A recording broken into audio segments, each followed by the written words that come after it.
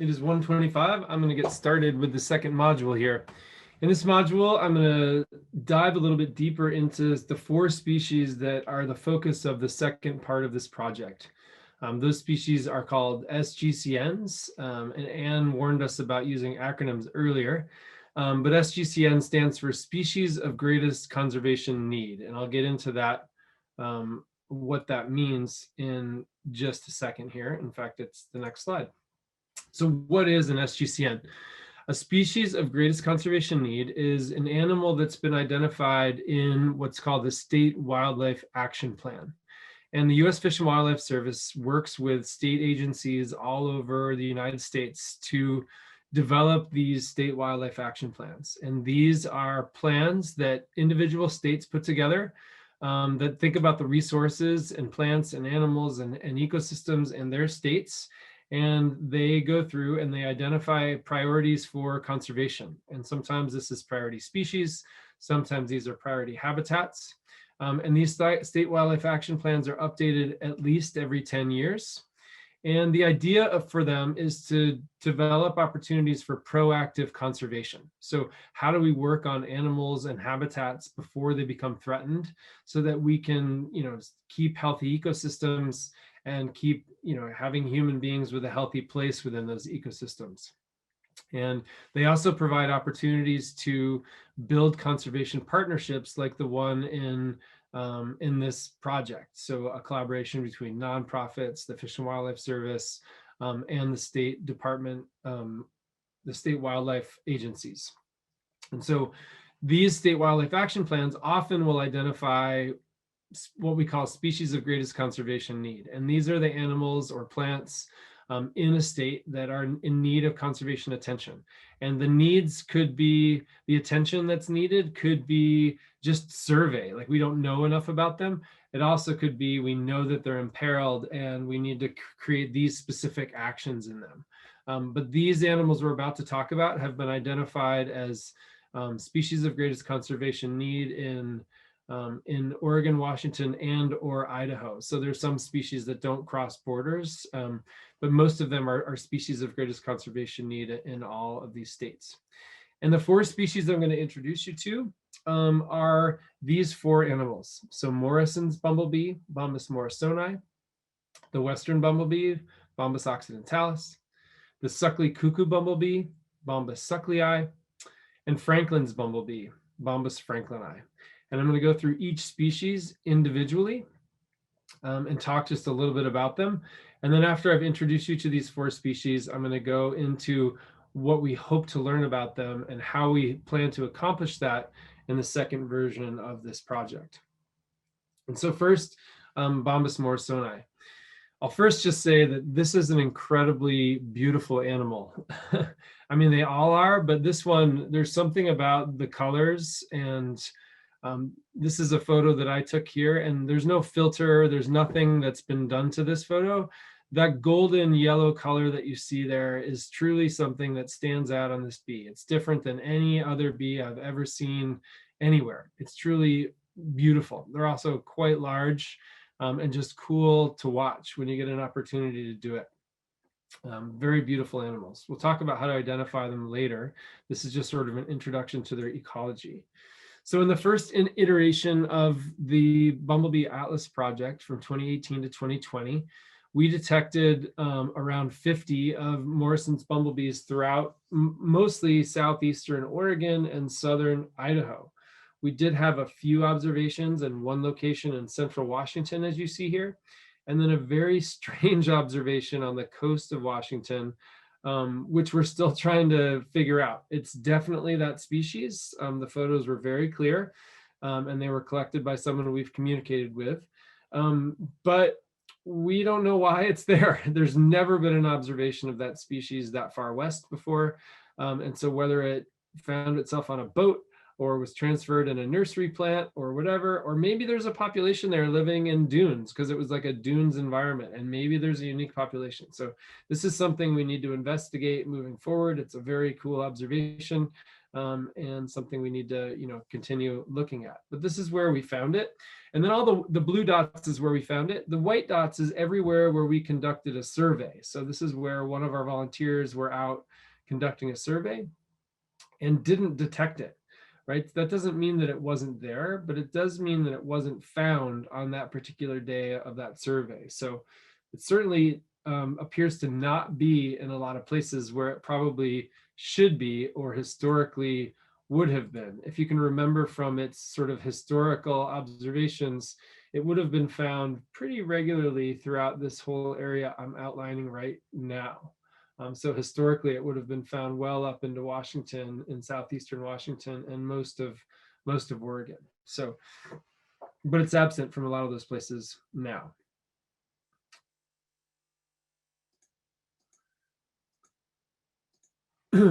Where did we find Morrison's bumblebee? This is very similar to the chart I showed you earlier, which shows sort of the gray on this are all of the surveys that were conducted. And then the blue here are I'm sorry, I'm going to start over because I may have misspoke. The gray bars that you see here are where all surveys for all bees were conducted throughout the Pacific Northwest. And the blue bars are the proportion of observations in those different habitats of Morrison's bumblebee. So you can see that the majority of Morrison's bumblebee observations from the first 3 years of this project were in developed areas. And this is interesting. We don't know if it's actually a real factor, like our urban and suburban areas now very important for this species because our drier areas have gotten drier and they're dependent on areas that are irrigated and that have flowering resources from spring through fall. Or is this a sampling artifact where we just had people looking in Boise and Bend where some of these were detected and that really boosted this developed? So we need to do more work on this one and find out more about where this species is thriving. And if it's truly a city effect or an urban suburban effect, this is something we're going to have to think about, and it will create a unique conservation puzzle to solve. Also found in riparian areas and shrub scrub, sort of more than we would expect just by the number of surveys done throughout the project. So riparian areas are going to be areas we want to look for these animals, as well as out in the shrub scrub drier habitats of southeastern Oregon, southeastern Washington, and southern Idaho. We learned a lot about what plants this species uses in the first iteration of the project. So on the left here, you see a sort of interactive network of plants that Morrison's bumblebee visits. These are the genera that they visited, and sort of the size of these bars represent how important those particular genera seem to be for this species. And then the numbers on the left represent the proportion of visits that were recorded for this species and that plant.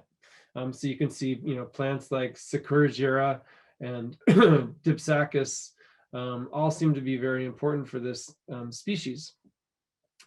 Because so many of these observations were in developed areas, there's not a whole lot of information here that we can take from a restoration perspective. So like if we were going to create a plant list, we're not going to recommend a bunch of non-native plants to be put out on a landscape, right? We're not going to recommend putting lavandula out into a prairie system or out into the sagebrush steppe.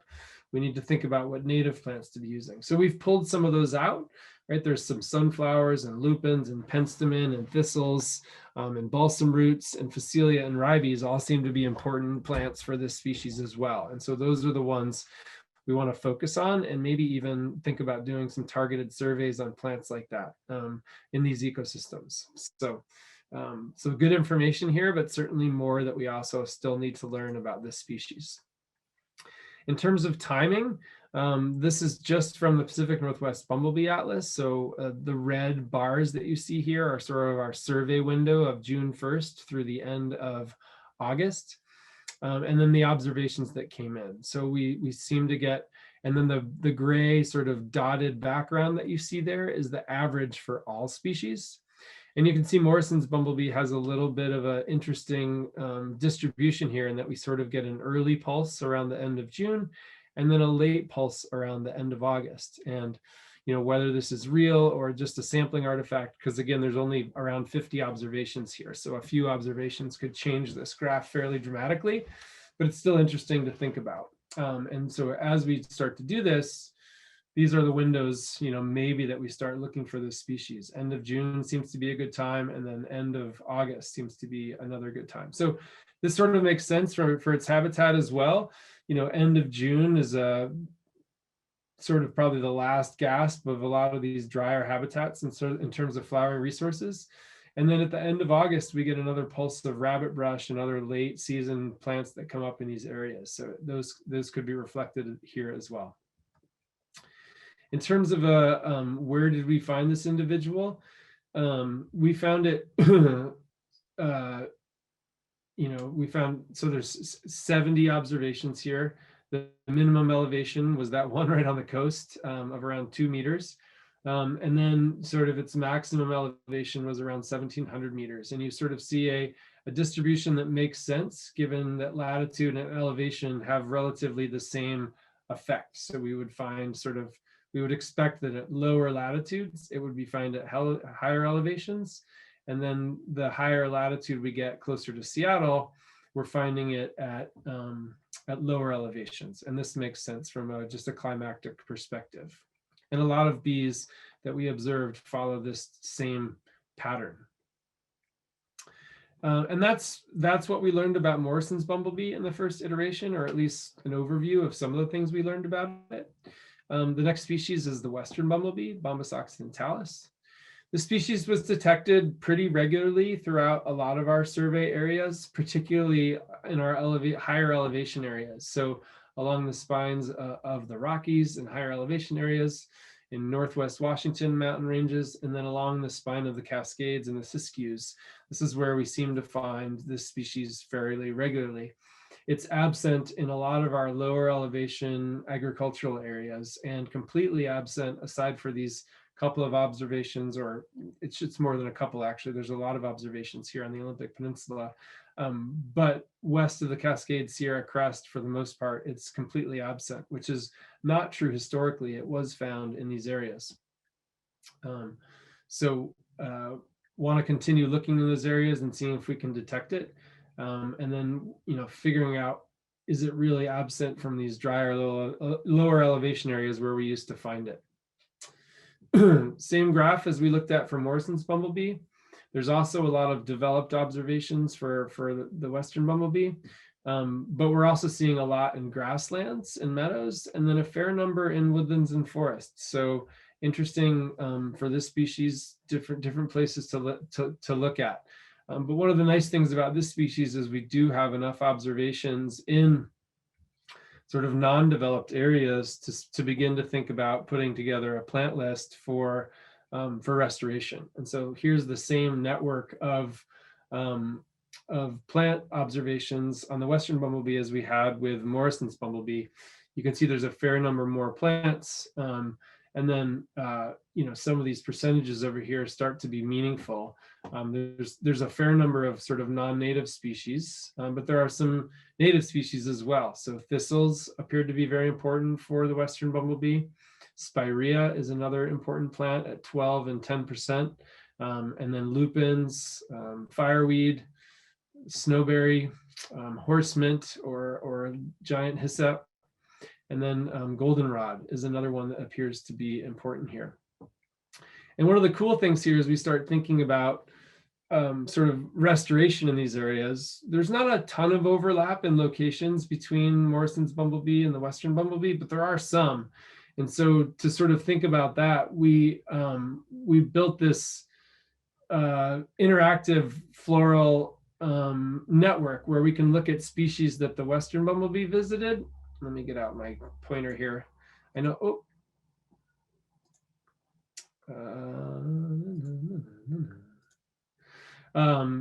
I can't have my pointer at the same time. Hopefully you can see my cursor here. So I can hover over sort of occidentalis and it will highlight those plants.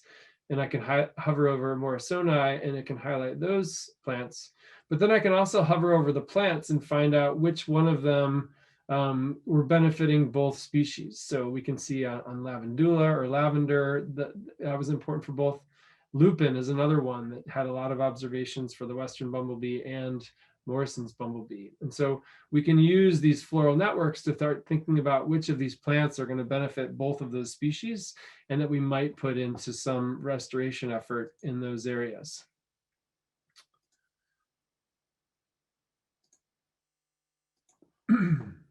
We also built the same phenology. Sorry, everybody, my screen is not advancing for some reason right now. Let me just see if I need to close that, maybe. Oh, yep, that worked. We advanced too far. Okay, here we go. So then we wanted to look at the phenology, like when is a good time to look for the western bumblebee. And this one comes from closer to 400 observations. So we have we're a little more confident in this. So again, the red is the barriers of the survey window. The gray sort of dotted background are all species, and then the blue is the western bumblebee. And you can see this species seems to trend later than a lot of others. So we're getting our peak sort of around the end of July. So good time to go look for this species. There's some reasoning behind this that we would think is that we're also finding this species at higher elevations, and you'll see in that chart in a minute. And so not a huge surprise that we're finding it later in the season if we're also detecting it at higher elevations, right? That makes sense naturally because those areas are under snow still in June, at least in some years. So yeah, then when we take this peek at the elevation gradient, you see we're finding this species at much higher elevations than we were in Morrison's bumblebee. So, we're finding it all the way up to nearly 3,000 meters. And the lowest observation that we had was 15 meters here, up near the, these are on the Olympic Peninsula, these lower elevation ones here. So that's the western bumblebee. Next species is Franklin's bumblebee. Franklin's bumblebee historically had one of the smallest distributions of any species in the world. And so it was only found basically from Roseburg, Oregon, down to about Mount Shasta. So the pretty narrow window, around 120 miles long and around 30 miles wide, really just in the Siskiyous down there. And again, this species has been proposed endangered by the U.S. Fish and Wildlife Service. And this next slide here has a little mix of information on it. The species is very similar to the western bumblebee in terms of its biology and in terms of the way it looks. So I've included some of the plants over here that may also matter for Franklin's bumblebee. But when we look at the historic observations of this species, these are the plants that seem to be important when we look at the older records. This species has not been detected since 2006. It's possible that it's actually extinct, although this species inhabits a very remote and very wild part of the Pacific Northwest. And a lot of these more remote areas have not been visited and have not been surveyed. And so getting out into those areas and looking at some of these key plants is really important. So again, thistles, spirea, lupin, fireweed, snowberry, giant hyssop or horse mint, and goldenrod. A lot of the same plants that we find the western bumblebee on seem to be important for this species. The phenology of this species, this is from Bumblebees of North America book that was co-written by Leif Richardson here on the webinar. He shared this figure with me to share with you. So again, there's only about 250 observations, or fewer than 250 observations of this species ever. Very rare. And so one of the things to think about here is when to look for it. Probably depends on elevation and a number of different things.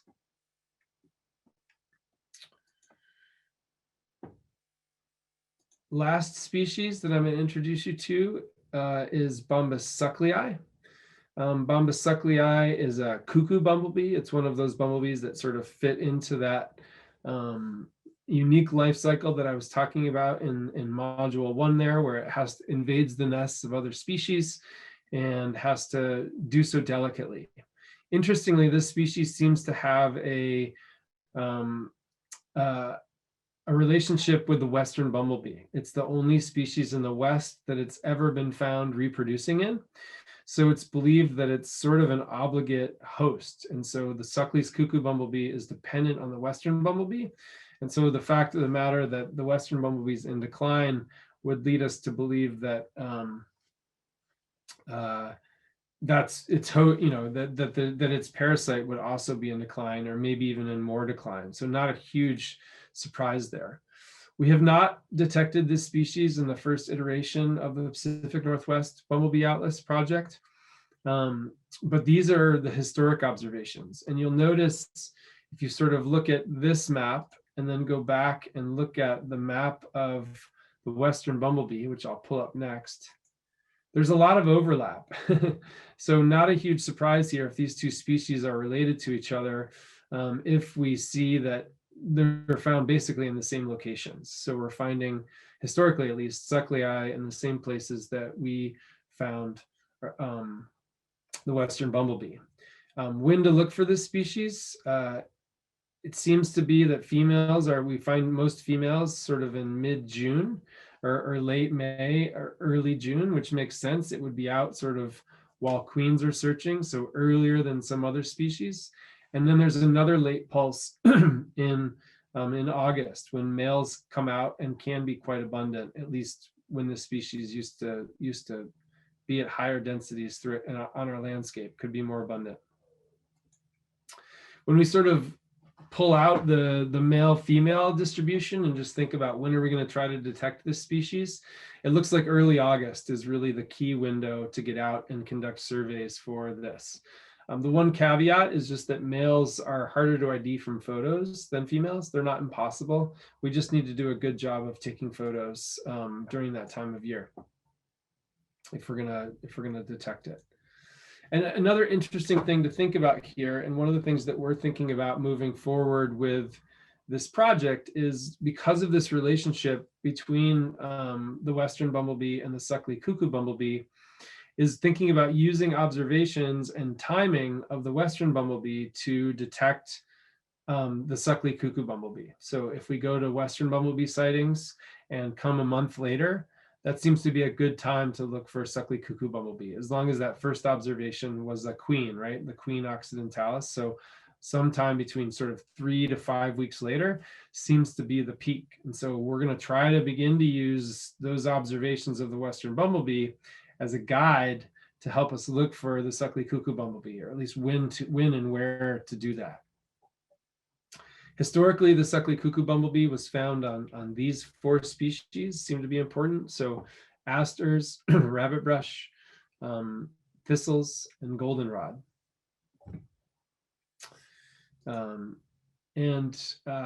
So again, just thinking about the Western bumblebee and those observations to try to find Bombus Succli.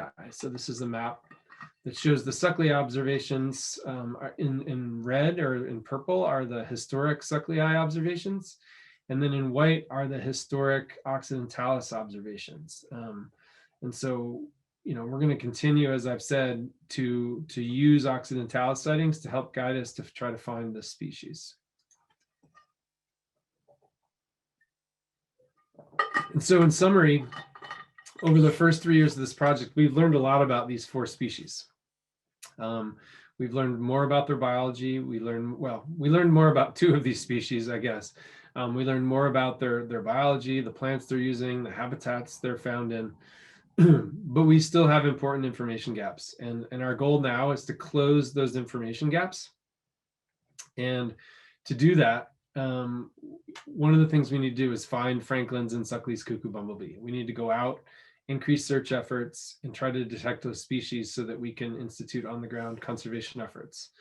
We also need to learn more about Morrison's bumblebee in natural settings, and then focus on also learning more about nesting and overwintering biologies. So how do we learn more about where these species are nesting and overwintering? And how do we use that information to better guide management and conservation efforts? So those are really our goals for the next 3 years of this project, is how do we fill these information gaps? And it's important to also say at this point that we also want to continue this essential long-term monitoring project that we've begun. So we're not just trying to find these 4 species. We're also still interested in these other surveys throughout the region to continue long-term monitoring so we can keep a pulse on these populations and see how they're doing through time. So it's not just these 3 species or 4 species that we're focusing on, but they are a key component to the next 3 years of this project. And so with that in mind, our next steps are to think about how do we do this on the ground. We've got a team of folks that we've signed up. We've got more people that are trying to join this team. How do we mobilize them in order to help us better? And to do this, we've sort of divided the project up into 3 parts. And the first part is the one where we need your help. These are what we're calling high potential zones. And I'm going to go through the development of those high potential zones and what they mean and how they can direct you to help us over the next 3 years. There's also 2 other things going on. These are more sort of Xerces and the Departments of Fish and Wildlife and Fish and Game that are working on these. But I'm just going to briefly walk you through those projects as well. And one of them is a targeted sort of west-wide searches for the Western bumblebee. And then we're going to do some life history studies for the Western bumblebee as well. And I'll just touch on those briefly so that you know they're happening. But it's not a project that we're asking you to get involved with at this point. So first, jumping into high potential zones. So we've said that we need to learn more about Morrison's bumblebee in natural areas, and we need to learn more about the Suckli cuckoo bumblebee using observations of the Western bumblebee as a guide. So what we did is we took all those observations of the Western bumblebee and Morrison's bumblebee, and on top of it, we placed the historic observations of all 4 of these species. So we now have, in sort of white and yellow, you see the observations of Morrison's and Western bumblebee, and then these historic observations of the 4 species of conservation concern. And then what we did is we put all of those observations on a map of the Pacific Northwest by habitat type. And what I did is I built a little model, I guess, which considered how difficult or easy it is for a bumblebee to move through particular habitats. And what you see here is the result of that model. The redder areas are the areas, or the darker red areas are the areas that it's more difficult for a bumblebee to travel through. And the reasoning could differ. Like agricultural areas can be difficult for a bumblebee to move through. A lava flow would be a difficult area for a bumblebee to move through. A city would be a difficult area for a bumblebee to move through. An alpine area would be a difficult area for a bumblebee to move through. But a grassland or a shrubland, they're pretty easy for a bumblebee to move through. And so they could easily disperse sort of within a grassland up to their sort of maximum distribution distance, which we believe is around 10 kilometers. And so after sort of building this model of cost for bumblebees to move through, we basically put a point at each of these historic observations and said, okay, let's see how far or what's the high probability area from those points that a bumblebee would have traveled in these various landscapes. And from that, we have the development of these high potential zones. And so you can see surrounding all of the historic points in the Pacific Northwest here are these high potential zones where we basically have a 10-kilometer polygon around it that's affected by the landscape and what in which it's in. And what I mean is sort of if we zoom in deeper than that, you can see this is just outside of Boise, Idaho. You can see that in more natural areas to the northwest of the city, it's pretty clear that a bumblebee could likely travel in 360-degree directions. The closer we get to town, the harder it is for a bumblebee to move through that. And so our high potential zone gets small very quickly. We get to these cooler, lower potential zones very quickly. And so these different habitat types create these different shapes, which are then developed into what we're calling high potential zones. And if you look at our map, those high potential zones are reflected throughout our 3-state region. So we still have divided the states up into equal area grid cells. They're the same grid cells that they were the first time around.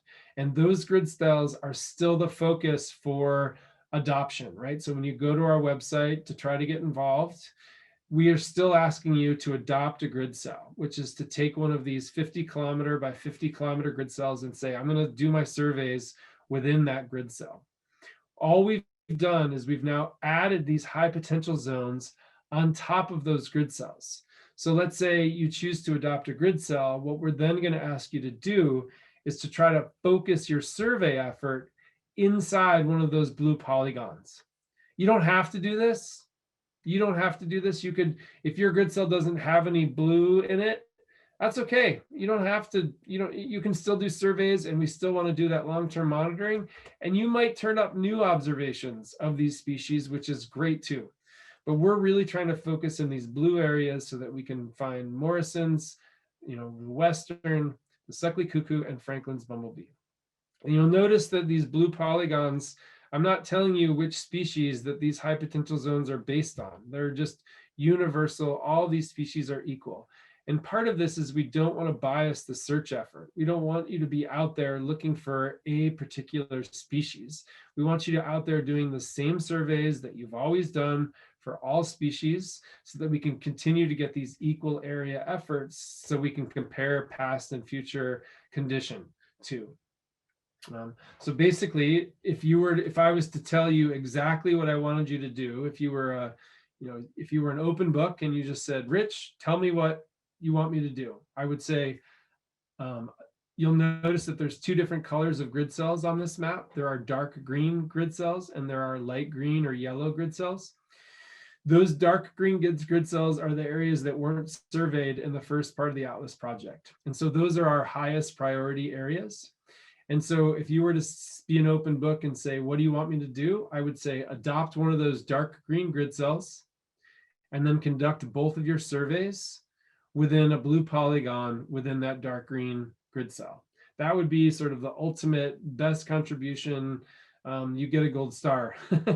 That doesn't mean that other contributions elsewhere aren't more than welcome. Of course, any survey and any of these grid cells that we have contributes to our project in one way or another.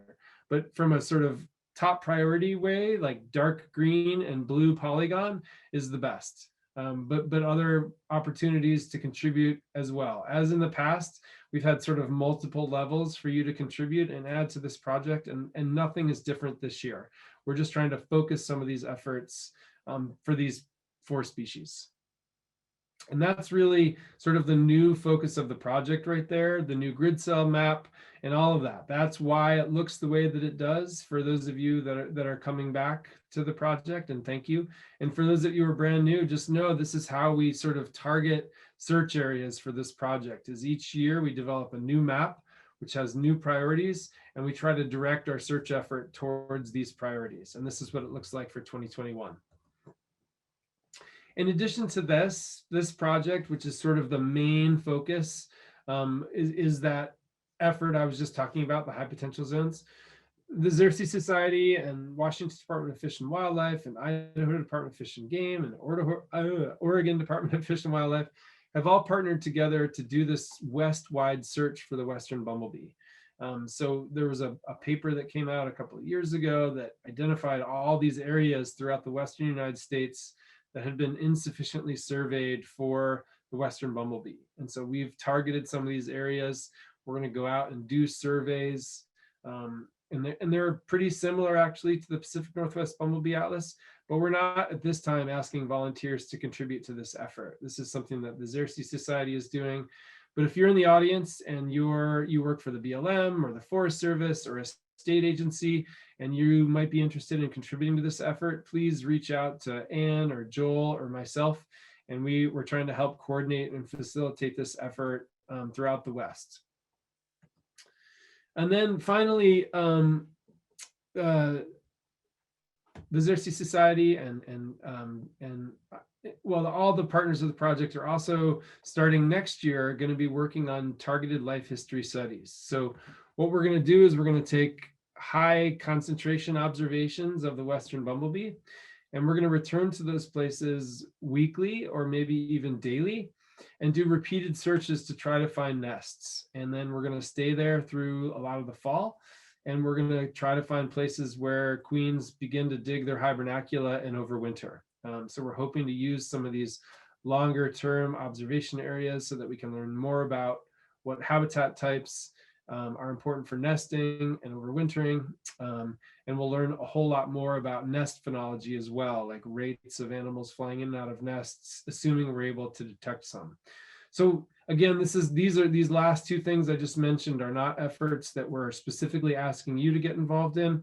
They're just part of the project, and I thought some of you might find it interesting, and so I'm sharing them with you. And if you'd like to learn more about it, feel free to reach out to myself or Joel or Anne or Leaf, and we'd be happy to share some more information with you. With that, I'm done with this section, and that's the end of module 2. What we're going to do, well, I guess I'll break now and just see if there's any pertinent questions that need to come up here. Are there any questions out there? Rich, there was one question. I know we're going to talk about photography a little bit later, but when it comes to photographing male Succli, there was a question about what exactly would we want to focus on? Yeah, I'll touch on that later. Okay. I'll touch on that later when we talk about specifically photos for that species. Yeah. Hey, Rich, there's a little bit of a question about, you said if you want to get a gold star, go to adopt a bright green grid cell and then go to the blue area within.